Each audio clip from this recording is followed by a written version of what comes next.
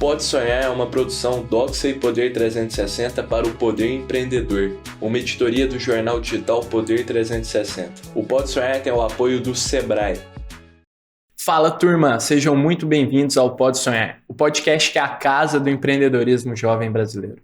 Lembrando que o Pode Sonhar é uma produção Doxa e Poder 360 para o Poder Empreendedor, uma editoria do jornal digital Poder 360. O Pode Sonhar tem o apoio do Sebrae. Lembrando também que o Pode Sonhar vai ao ar todas as terças-feiras, às 23h30, no canal Empreender do Grupo Bandeirantes. E hoje estamos com uma convidada aqui mega especial, a Mariana, que é fundadora da The Ônibus. Mariana, muito obrigado por ter aceitado o convite de estar aqui conosco no Pode Sonhar. É um prazer enorme te receber. Obrigada, Miguel. Vamos Bem juntos. empolgada pelo papo. Vamos nessa. E Mariana, a gente sempre gosta de começar aqui o Pode Sonhar praticando nos nossos convidados a concisão inteligente. Então, pedindo para eles resumirem em até 140 caracteres o que é a empresa deles, o que é a companhia faz. Então, eu posso te convidar para ler o que você escreveu para a gente sobre a The Ônibus, por gentileza? Claro. Aqui está. Vou lá. Bom, com mais de 5 milhões de passageiros transportados há 10 anos no mercado, a The Ônibus é pioneira na venda de passagens pela internet. Animal. 10 anos, Mariana, muito tempo. E eu queria que você contasse, assim, hoje surgiram alguns outros players no mercado. Quais são os diferenciais, estando há tanto tempo no mercado, que vocês como empresa desenvolveram?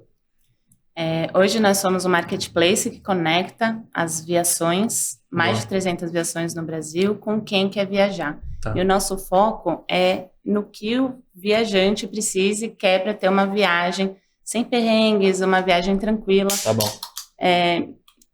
Durante a jornada toda. Perfeito. E nesse caminho a gente focou bastante em dar para o nosso viajante o maior número de possibilidades possíveis para que ele ou ela possam escolher como quer viajar. Então, desde empresas um pouco mais tradicionais, antigas, até empresas novas.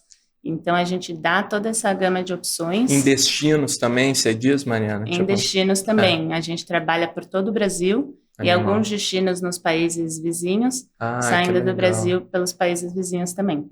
Muito show, espetáculo. Eu acho que há 10 anos atrás isso é uma super inovação. Eu penso isso quando surgiu no mercado há 10 anos atrás, deve ter sido um grande facilitador. Eu sou super jovem, Mariana, é super parte, assim, quando eu mudei para fora de casa, sou do interior muito cedo, então super fez parte da minha vida comprar passagem de ônibus online, assim, para voltar para a cidade e tal. Então acho que isso é algo que internalizou ainda mais na raiz, nos hábitos de consumo do jovem. É muito bacana ver uma solução como essa, né? Da hora. E eu queria que você contasse o que você, há 10 anos atrás, foi uma fundadora. O fundador, assim, a gente conversa muito com os jovens empreendedores, Mariana, eles têm que fazer de tudo, desde o marketing comercial, operações, tudo isso. E hoje, com o amadurecimento, crescimento da empresa, atendendo milhões de passageiros, qual que é a sua função dentro da empresa? O que são as atividades, o seu dia a dia lá dentro? Hoje eu trabalho na liderança do time de produto e tecnologia e do time de relacionamento com o cliente. Entendi. E como é que se dão essas duas funções? A gente conversa aqui, Mariana, com muitos jovens empreendedores que estão começando, e eu acho que talvez essas novas áreas que estão surgindo dentro do ecossistema podem ser interessantes. Você descrever um pouco de quais são suas rotinas lá dentro e tal, cuidando disso. Boa.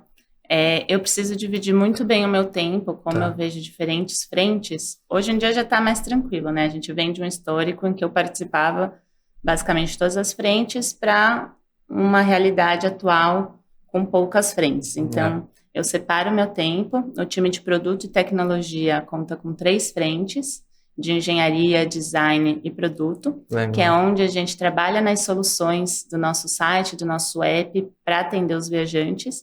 E no time de relacionamento, a gente cuida de toda a jornada do cliente e o relacionamento com os clientes durante essa jornada. Bacana. Para ter um atendimento excepcional. Legal. Então, ali na empresa é inegociável e é um dos nossos diferenciais, o atendimento e o suporte, estar junto com o viajante durante todo o processo. Incrível, incrível. A gente, Mariana, você falou, eu me lembrei aqui, a gente recebeu no Pode Sonhar o Felipe Cabral, que é fundador da Nó, uma empresa de cartão ali compartilhado, despesas compartilhadas, e ele toma conta da parte de produto. E foi muito interessante, ele dá essa perspectiva muito semelhante à sua, de que está sempre em contato com o cliente ali, amadurecendo o produto, entendendo o que é demanda e melhorando a experiência dele, o tanto que isso agrega valor para uma empresa. Eu queria que você contasse como é que você se interessou por essa área, faz parte do seu passado, assim, se teve experiências passadas com isso, ou fazendo tudo ali no começo, foi a área que você mais se encontrou, assim? Acho que um pouquinho dos dois. Eu venho do design, mas eu tenho formação num design mais voltado para o gráfico. Tá. E com a experiência na própria de ônibus, eu tive contato com todas essas frentes. E esse caminho foi se desenhando de gerir produto e tecnologia. Entendi. Então, eu gosto muito, tenho Perfeito. facilidade, não sou uma pessoa técnica de desenvolver, mas aprendi muito nesse caminho e tenho um time muito forte que se complementa nas necessidades. Legal. Então, nas necessidades da de ônibus durante esses 10 anos, foi como eu acabei me direcionando para produto e tecnologia e desenvolvendo a minha carreira em cima disso. Muito show. E essa é uma grande questão, acho, quando a gente pensa em produtos, ainda mais vocês que têm como o coração a tecnologia, design, experiência e tal. O quanto você acha que precisa entender, ser um baita programador, saber codar e tal, para liderar, como você faz, uma área de produto?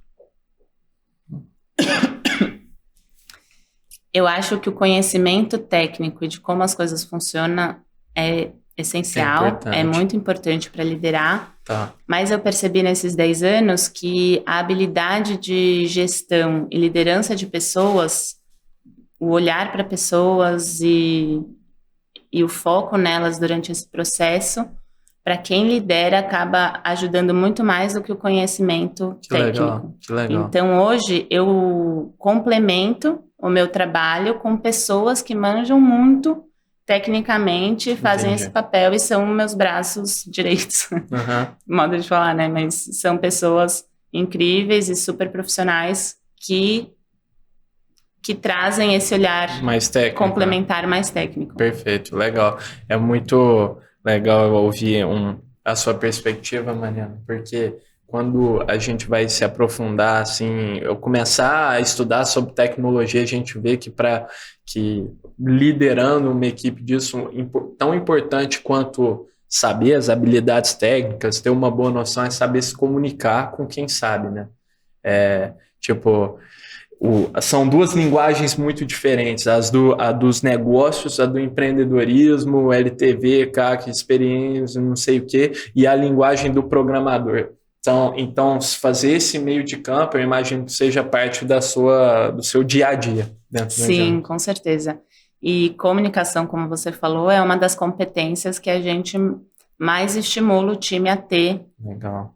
E a desenvolver para não ficar isolado tecnicamente ali codando, né? Então, o time inteiro, sejam os engenheiros e as engenheiras, as pessoas de produto e designers, a gente foca muito e trabalha muito na comunicação e nas relações interpessoais para o time trabalhar muito bem junto. Muito bem. Então, uma das competências que a gente valoriza, que está no nosso código de cultura, é trabalho em equipe, comprometimento, e a comunicação ajuda muito esse trabalho em equipe para fazer as coisas acontecerem. Total, faz muito sentido. Na faculdade, Mariana, eu tive uma disciplina de tecnologia, o professor falou assim: vocês estão estudando aqui negócio, eu não vou ensinar vocês a programar. Não adianta eu querer ensinar vocês a codar aqui, virarem programadores, pessoas super técnicas, etc., que eu não vou conseguir fazer isso. E aí ele fala assim: eu quero que vocês aprendam a conversar com o programador. Quero que vocês saibam se comunicar com essas pessoas, para transparecer aquilo que suas vontades, traduzir a vontade para o cliente, para esse cara. Uhum. Então, essa, de fato, me soa como uma competência número 1, assim, para quem está liderando uma área de produtos, saber fazer esse meio de campo muito importante. Sim, inclusive nas nossas contratações, a gente olha, em primeiro lugar, assim, com avalia peso isso. 1000, o fit cultural com a empresa. Perfeito. E aí Legal. depois os conhecimentos técnicos, porque no perfil de programação a pessoa consegue aprender. A pessoa consegue aprender uma tecnologia nova, um framework diferente.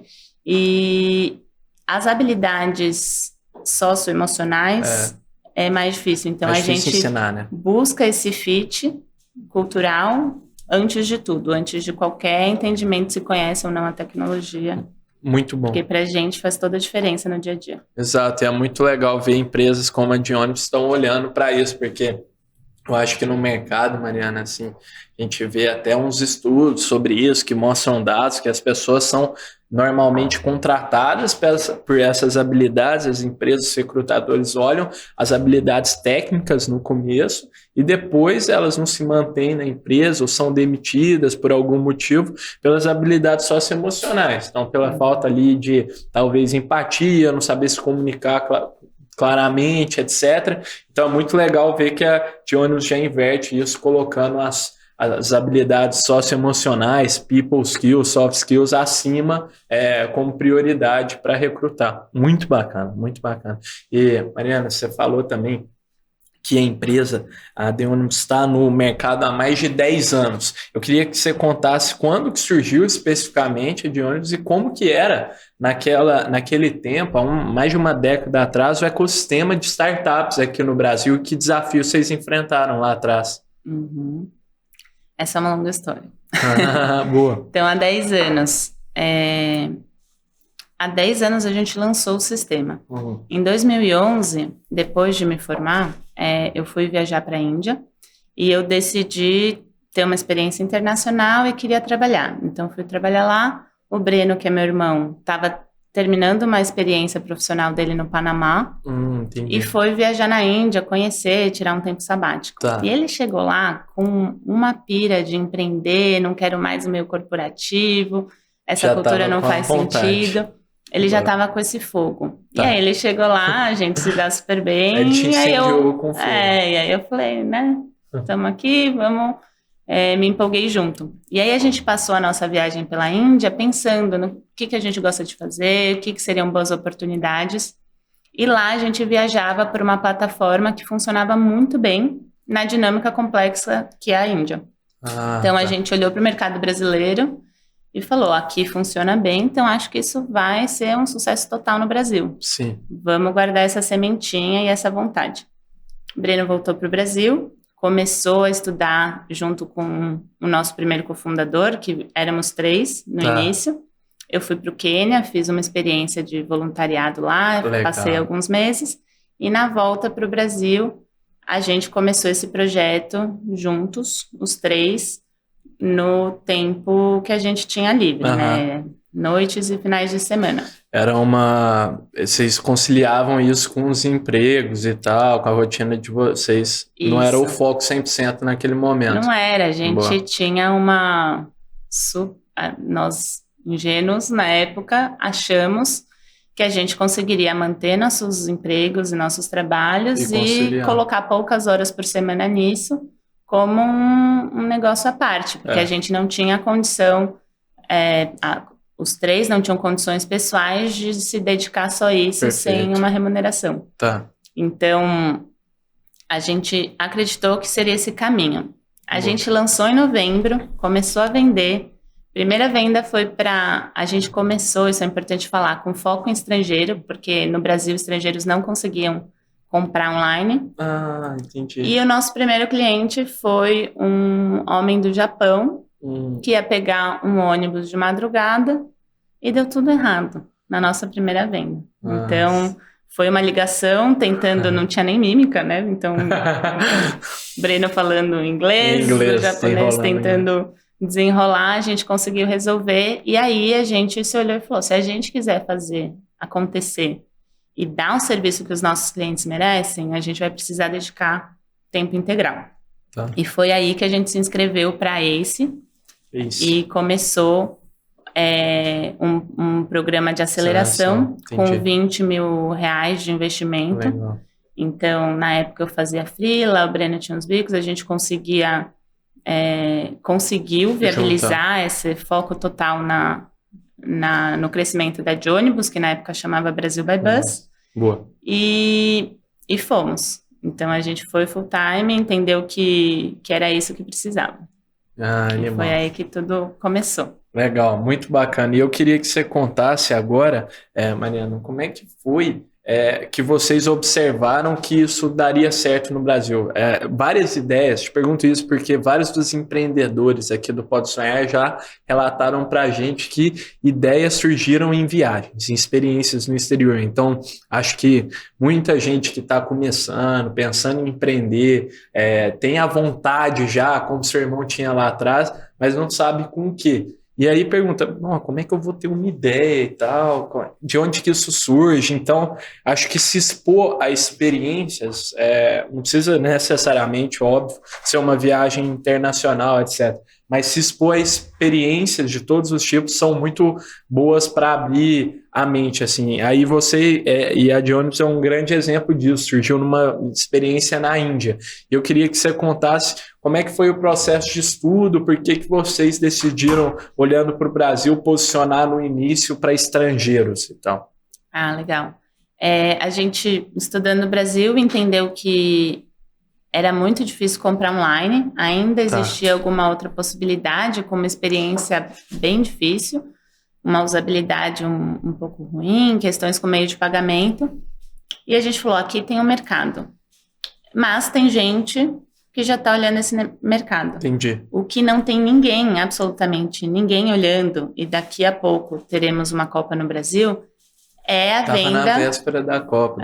Legal, venda de passagens para estrangeiros. Entendi. Então, nós como estrangeiros na Índia, como viajantes, a gente sentiu como é bom ter facilidade, praticidade e conseguir comprar com o nosso cartão internacional, conseguir comprar com o nosso passaporte, não precisar ter uma identificação local.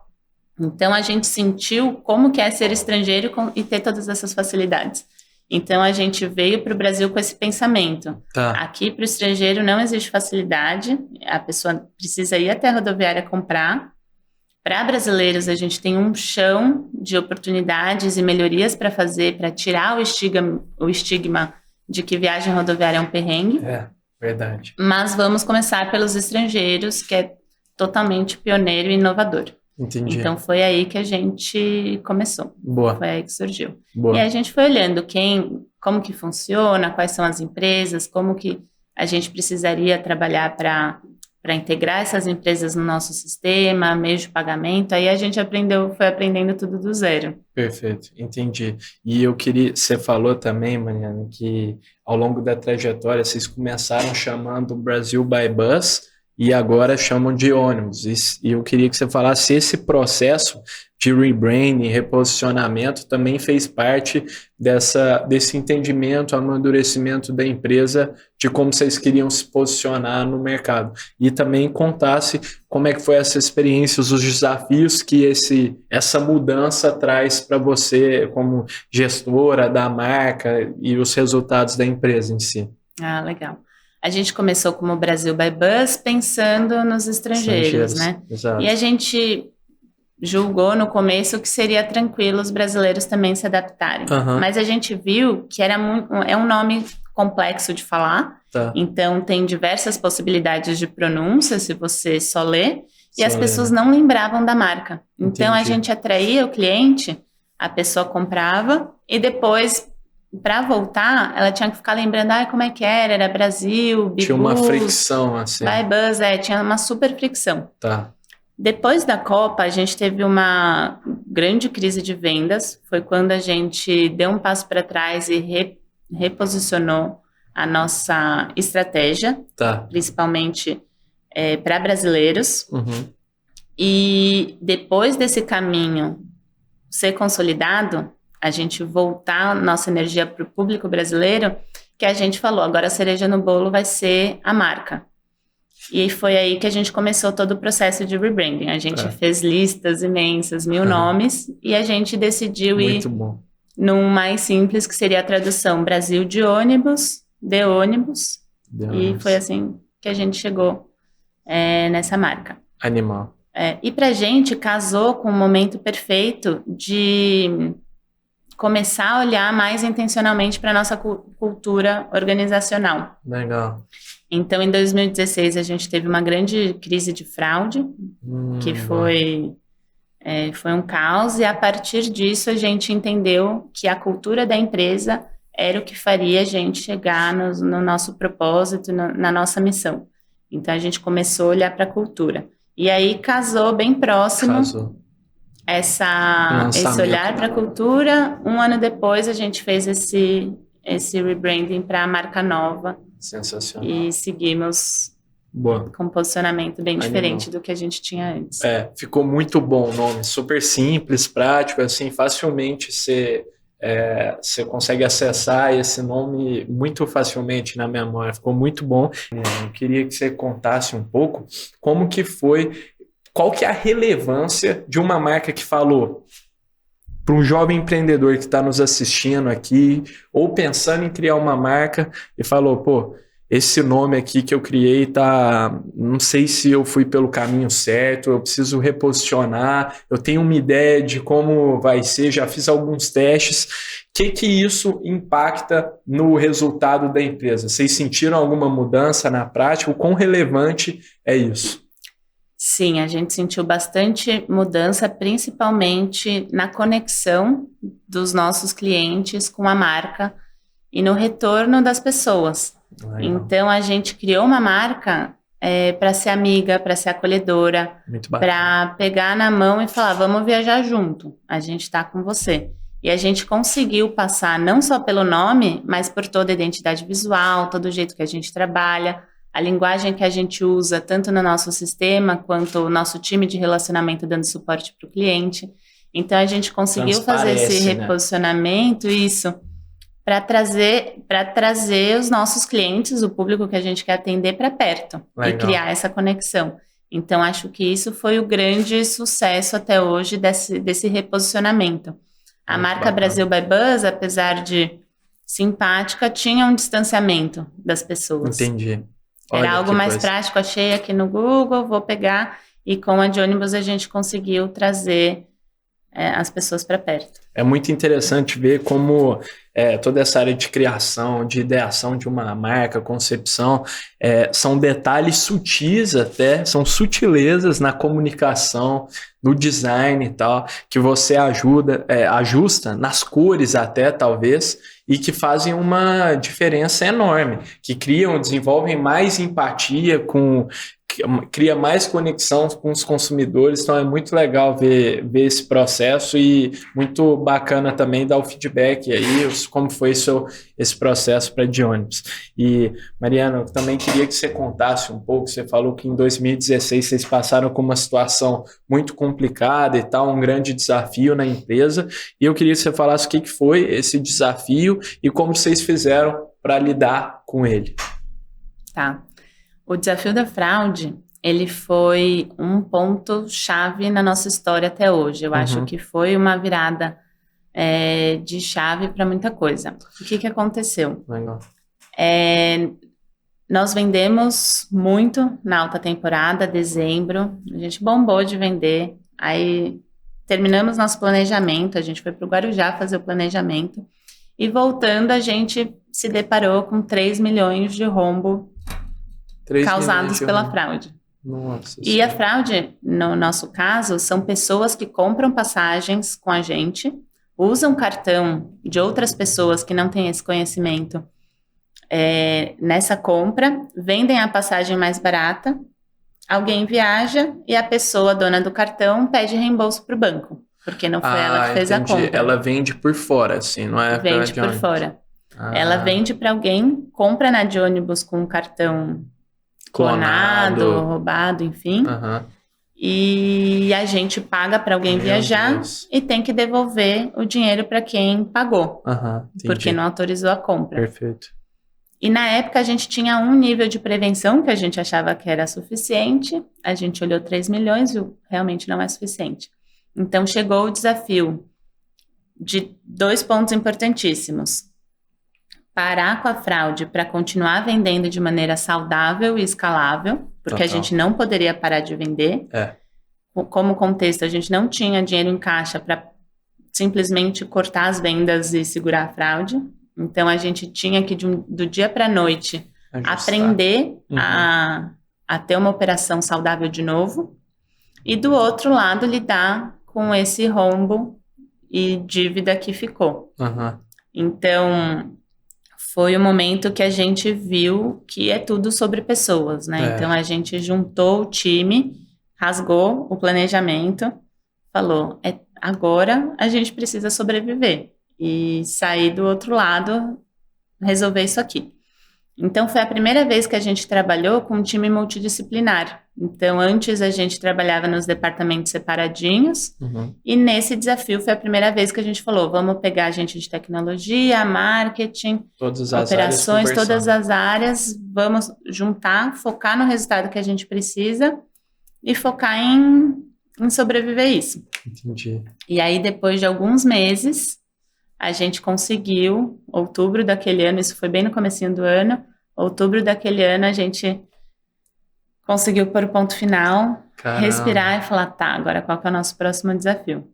E aí, isso trouxe inúmeros aprendizados, né? Hoje a gente se orgulha do processo de prevenção à fraude que a gente tem, que é super otimizado, muito profissional e excelente. Exato. É muito bacana ver também como vocês se comunicam essa situação que vocês passaram, assim, se vulnerabilizam, assim, falando, sim, a gente passou por isso em 2016, mas hoje isso gerou vários aprendizados que hoje o nosso sistema de segurança é impecável e tal, não sei o quê. E então é muito bacana ver como vocês, como porta-voz da marca, comunicam isso de maneira aberta para os consumidores. Muito bacana mesmo. E eu imagino tanto o nível de aprendizado e de desafio que isso gerou para vocês. Muito legal mesmo, assim. Eu imagino... Como é que foi, tipo... Sei, muitos dos colaboradores do time ainda estão de ônibus desde aquela época ou não? Sim, alguns estão. Bastante gente ainda não mais, não né? Mais. Mas bastante gente ainda está. E naquela época, muito pouco se falava, naquela época, parece que foi tanto tempo atrás, mas em 2016, que as coisas mudam muito rápido, muito pouco se falava em segurança cibernética, né? Eu imagino que em casos assim, eram super pontuais, né? Tipo, não tinha muito... As empresas... Essa não era uma prioridade das empresas, porque não tinha a maturidade tecnológica que existe hoje, né? Ou eu estou enganado? Não, na época, a gente, pelo menos, não tinha contato com esse assunto, a gente não se preparou para não sofrer fraudes devidamente na construção do nosso sistema. Certo. Então, a gente entendeu que a gente tendo um meio de pagamento e um nível de prevenção à fraude, estamos cobertos. Sim. Mas esse mundo da fraude, ele é super complexo e super dinâmico. Então, todo dia é uma coisa nova, uma coisa diferente. E começaram a surgir brechas e situações que nos vulnerabilizaram e abriu porta para isso acontecer. E aí a gente foi de 1 nível para 5 níveis de prevenção à fraude. A gente tem um time dedicado. E aí que a gente aprendeu e começou a ter mais contato com todo o conteúdo e empresas que trabalham com isso, com mais especialização, né? Perfeito, menina. Agora a gente está caminhando para um quadro clássico aqui do Pode Sonhar, onde a gente desafia os nossos convidados a venderem um objeto inusitado. Então, bastante inspirado naquela cena icônica, clássica, do filme do Lobo de Wall Street, em que o personagem interpretado pelo DiCaprio pede para um dos funcionários vender a caneta. You can sell anything. Sell me this fucking pen right here. You can sell anything, sell that. Go ahead. E aqui no Pode Sonhar, do ponto de vista que todo empreendedor deve também ser um bom vendedor, a gente troca esse objeto. Então, o que a gente trouxe aqui, Mariana, foi uma régua daquelas molengas, sabe? Uma régua molenga aqui para você ver como você vai desenrolar essa venda. Mas enquanto você dá uma pensada, eu vou deixando um recado aqui para as marcas que queiram nos apoiar aqui no Pode Sonhar, dar voz a mais novos jovens empreendedores estão agregando valor para a sociedade, para o Brasil aqui, não hesitem em entrar em contato conosco. Na descrição desse episódio do YouTube, no nosso canal Pode Sonhar Podcast, tem um formulário, nosso e-mail. Nós vamos ficar muito felizes em bater esse papo com vocês, tá bom? Miguel, eu vi que você está com muitas dificuldades para conseguir medir o tamanho da sua latinha de Red Bull para caber todas elas na sua geladeira. E você tem uma rotina super corrida, indo para lá e para cá e compra Red Bull aqui, Red Bull ali. Então eu pensei que de repente a minha régua molenga possa te ajudar nesse desafio. Perfeito. Ela cabe no seu bolso, ela não quebra, ela mede muito bem. Precisão, né? Ela tem uma grande precisão e eu acho que você vai ser muito feliz com a minha régua molenga, que vai ser sua por apenas R$1,99. Nossa, eu levo total, na hora, que isso. E o diferencial é que ela já vem desgastadinha, como estilo, você não precisa se preocupar com manutenção, você não precisa se preocupar em limpar, enfim. É verdade. Tá certo. Gratidão, vou levar, Mariana. E olha que beleza. Você ainda fez uma alusão aqui aos nossos parceiros. Esse episódio estreia aqui a Red Bull como parceira do Pode Sonhar. Então, gratidão, pô. Ainda mais para pedir a latinha de Red Bull. E eu juro aqui, pô, juro mesmo, que é quando eu fui trazer o Red Bull aqui, fui colocar aqui as latinhas a geladeirinha do estúdio, eu tive que tudo fazer uma organização, tenho toque, deixar todas no mesmo andar, ficou só uma no andar de cima. Falei, se tivesse uma régua para medir, eu tinha trago uma latinha a menos para caber todas. Muito bom. E aí, Mariana, a gente sempre gosta de passar esse desafio para quem está nos ouvindo aqui no Pode Sonhar. Então, se a turma aí acha que consegue vender uma régua molenga melhor aqui que a Mariana, manda uma DM pra gente aqui no Pode Sonhar PDC, que a gente vai ler a melhor resposta no episódio aqui adiante. Tô curiosa para ver o que vai chegar. Vamos ver. E aí, Mariana, também eu queria que você comentou sobre esse grande desafio da fraude que vocês passaram e como é um negócio que envolve muito deslocamento de pessoas e tal, eu imagino que um outro grande desafio que vocês passaram recentemente foi o período da pandemia, que as pessoas ficavam mais em casa, etc. O turismo, as viagens no Brasil despencaram, os números mostram isso. E como que foi esse período de ônibus? Foi um grande desafio ou não? Vocês tinham segurança para passar por isso tranquilamente? Foi um desafio bem grande. Então, a gente tinha um período de segurança financeira, de caixa, que a gente conseguiria se manter, mas vindo de surpresa, né, como para todo mundo, o período que durou não seria coberto pelo que a gente tinha. Foi maior do que qualquer pessoa esperava, né? Exato. E tudo começou a acontecer. A primeira coisa que a gente fez foi devolver caixa, devolver passagem dos clientes que estavam pedindo. Então, sempre colocando os clientes em primeiro lugar. Legal. Daqui a pouco, a gente lançou uma solução de créditos. Então, a pessoa cancelava a passagem, ficava com créditos. Se ela pedisse de volta, a gente devolvia, mas a gente tinha esse passo para dar um respiro de caixa para a gente. Perfeito. E o nosso grande desafio para lidar com tudo isso foi como que a gente ia ficar em questão de time. Então, olhando para a nossa cultura voltada em pessoas, a nossa decisão foi, temos tantos meses de vida, se chegar até a data tal, a gente colocou um marco, para aí sim a gente começar a pensar em diminuir custos com pessoas. Entendi. No dia zero a gente já diminuiu custos com tudo, renegociou parcerias, contratos, enfim. E com o time a gente segurou o máximo que a gente conseguiu. E a gente conseguiu passar pelo período sem fazer as demissões por conta da pandemia. Que bacana. Então, foi super complexo gerenciar isso. As pessoas todas em situações super delicadas. As preocupações com familiares, consigo mesma, com saúde. E a gente precisando superar essa crise ao mesmo tempo. Exato. Então, foi Foi bem difícil e foi um momento de fortalecimento da nossa cultura. Bacana. Então, a gente teve que revisar muitas coisas do dia a dia com o ambiente todo remoto. A gente vem de uma cultura muito presencial, próxima, de contato, de antes da pandemia, para um ambiente 100% remoto. Então, esse aprendizado precisou acontecer rápido. Perfeito. Para as pessoas terem bem-estar, ficarem bem, se sentirem seguras. Legal. Psicologicamente, financeiramente.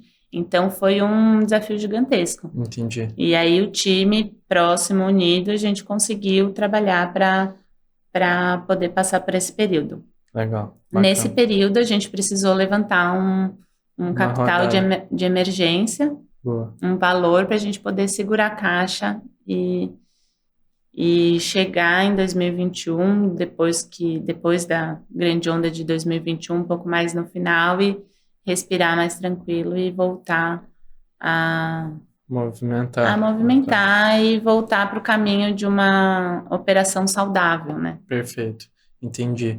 Muito legal, Marina. É um grande desafio esse. A gente sempre gosta de fazer essa pergunta para os convidados aqui do Pode Sonhar, porque para todos, unanimidade, foi um período de grande aprendizado, amadurecimento, e a empresa saiu outra desse período. E é muito bacana ver como vocês, na de ônibus, valorizam a cultura, o time, a importância de, nesses momentos delicados e complicados, se juntar para sempre se ajudarem a passar. E, se tem uma coisa que o empreendedor deve passar diariamente, lida com isso todos os dias, são perrengues, situações difíceis, desafios. E eu queria que você contasse com alguém que já lidou com fraude, a pandemia que simplesmente pausou o mercado de turismo aqui no Brasil, de viagens. Que dica você daria para o empreendedor que está precisando de ativar a resiliência ali, levantar a cabeça para continuar, passando por um desafio complicado? É uma ótima pergunta. Para mim, individualmente, pessoalmente, foi um dos maiores desafios desse tempo todo, foi conseguir manter resiliência e desenvolver o tanto necessário que a empresa e as pessoas da empresa precisavam, sem surtar. E você ainda, Mariana, como na posição de liderança, tem que ser a pessoa número 1 que vai ativar a resiliência, né? Porque se você não tiver confiante que as coisas vão melhorar, é muito difícil transparecer para o time que vai dar certo, que as coisas vão passar, né? Com certeza. Então, acho que durante esse período, eu vou falar pessoalmente, o desafio para isso foi eu me conhecer muito bem.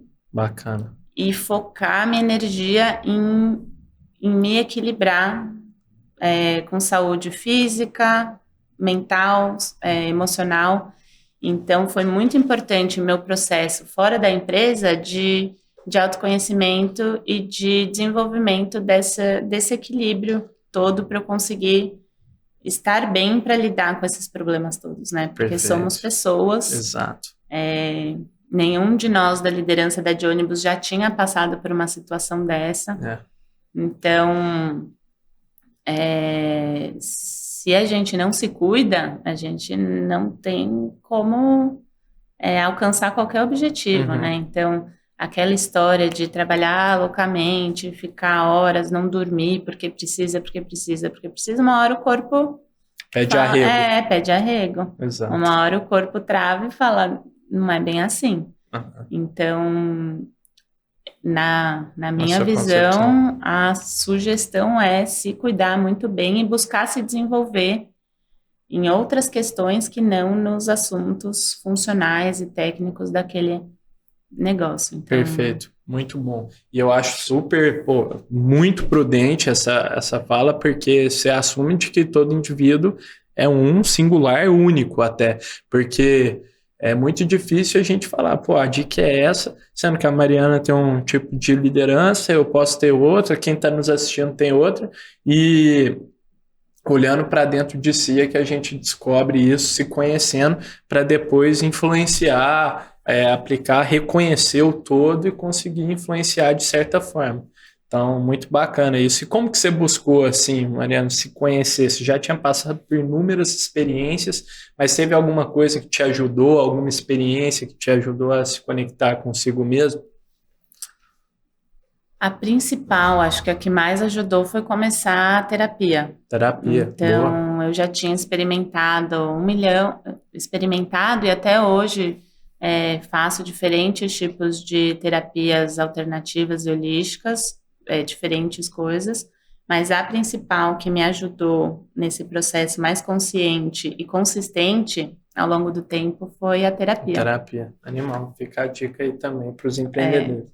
Terapia, esporte, alimentação, e aí tudo foi se compondo Excelente. para equilibrar. Boa. E outra dica que eu daria também é a construção de uma rede forte de apoio, de relações de confiança.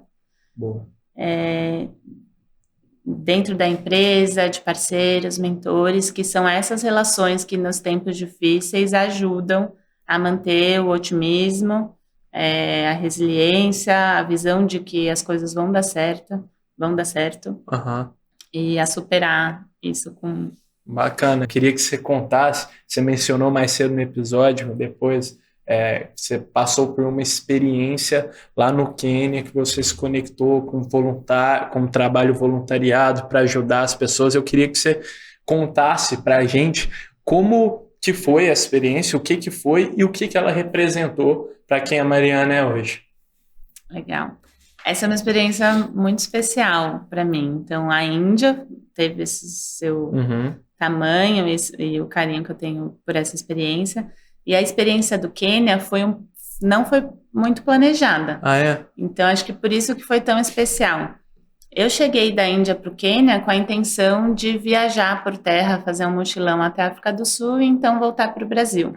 Como turismo, lá? Como turismo. Tá.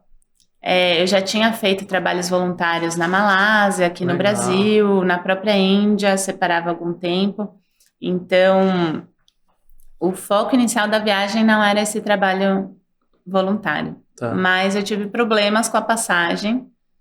Fiquei 3 dias ali no aeroporto da África do Sul, aí resolvendo, quase voltei para o Brasil. Eu falei, quer saber, vou para o Quênia, e se para ir eles estão querendo, né, que eu fique esse tempo e não volte por terra, eu vou aproveitar minha experiência lá e vou aproveitar esse tempo da melhor maneira possível.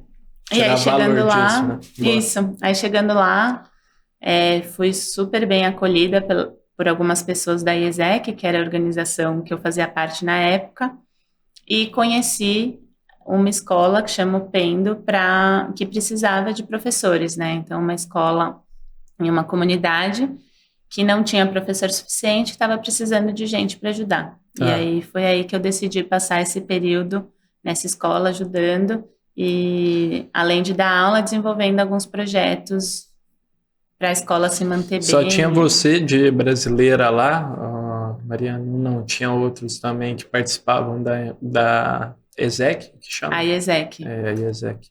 Quem mais me acolheu foi uma brasileira. Tá. A Tice, beijo, Tice. Beijo, Tice. E aí, lá eu acabei conhecendo mais um ou 2 brasileiros que já estavam lá. Bacana. Mas eram jovens e pessoas do mundo inteiro que eu acabei conhecendo e montando minha vida por lá. Entendi. E você ficou quanto tempo lá? Fiquei 4 meses. Foi bastante. Legal. 4 meses que pareceu 1 ano, assim. Foi intenso. Uma loucura. Intenso. Enquanto eu estava lá, começaram os ataques terroristas do grupo Al-Shabaab. Então, foi bem delicado, bem intenso, bem emocionante. E eu criei um vínculo especial com o lugar. Legal, entendi. E como que você acha que esse tipo de experiência, né? Acho que você pode contar de como foi para você, moldou quem você é hoje. Então, você desenvolveu algum tipo de habilidade? Você acha que como que isso agregou valor para você? Sim. Eu acho que resiliência, com certeza. Perfeito. Inteligência emocional e principalmente poder de adaptação. Entendi. Então, planejar, e depois isso aconteceu outras vezes na história, eu consegui lidar melhor, mas ter um planejamento, ter uma expectativa e do dia para a noite essa expectativa quebra e fala, você não vai fazer isso, mesmo se você quiser, isso não vai rolar, e ter que se adaptar e aproveitar isso para uma experiência boa, acho que foi o meu maior aprendizado. Assim.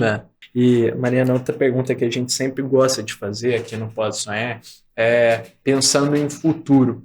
Onde você sonha em chegar com a de ônibus no horizonte de tempo que você quiser estabelecer? Então, em 5, 10, em 2 anos? Legal, ótima pergunta. Boa. A gente está trabalhando para ser referência no mercado rodoviário mundial. Tá. Então, a gente está nesse caminho e principalmente colocando o cliente na frente, dando autonomia, dando tecnologia, sistema. Então, a gente quer liderar o mercado brasileiro e ser referência no mercado rodoviário mundial. Boa, excelente. Com viagem rodoviária. Mundial também. Mundial. Animal, sensacional, muito bom. É muito bacana também ver as empresas que pensam global, assim, a gente no Brasil, a gente já falou algumas vezes isso no Pode Sonhar aqui, trocamos essa ideia com vários convidados, mas a gente, por muitas vezes, empreendedores brasileiros, eles se focam, em resolver um problema local, porque aqui tem uma demanda grande o suficiente para você construir um negócio consolidado, mas em países menores, como por exemplo o Quênia.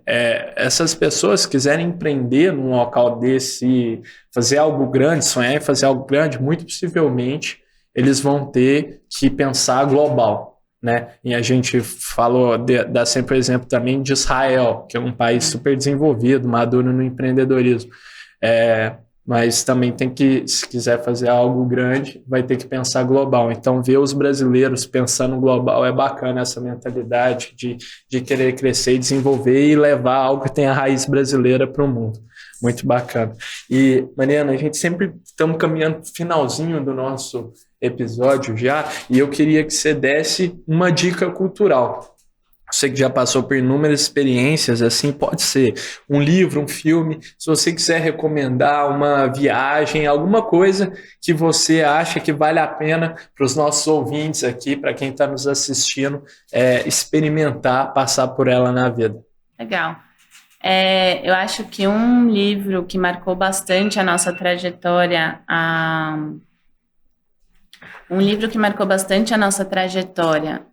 e a gente tira aprendizados até hoje, é o Organizações Exponenciais.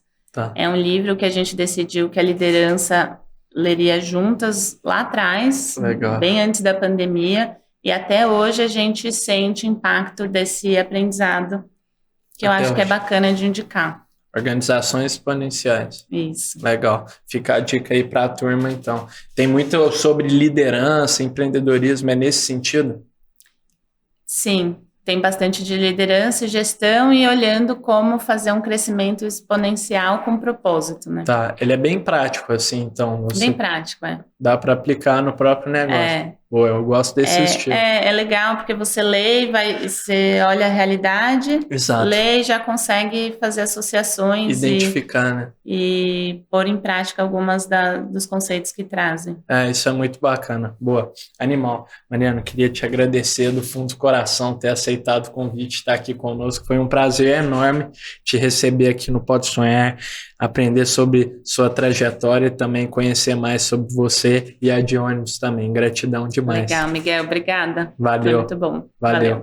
Então, turma, muito obrigado para você que assistiu até aqui. Se você gostou desse episódio, não se esqueça de curtir, se inscrever no nosso canal aí e também, do mais importante, comentar o que você achou desse episódio. Lembrando que o Pode Sonhar vai ao ar todas as terças-feiras no nosso canal do YouTube, o Pode Sonhar Podcast, em todos os streamings de áudio, no canal do YouTube do Poder 360 e no canal Empreender do Grupo Bandeirantes, às 23h30, todas as terças. Fechou?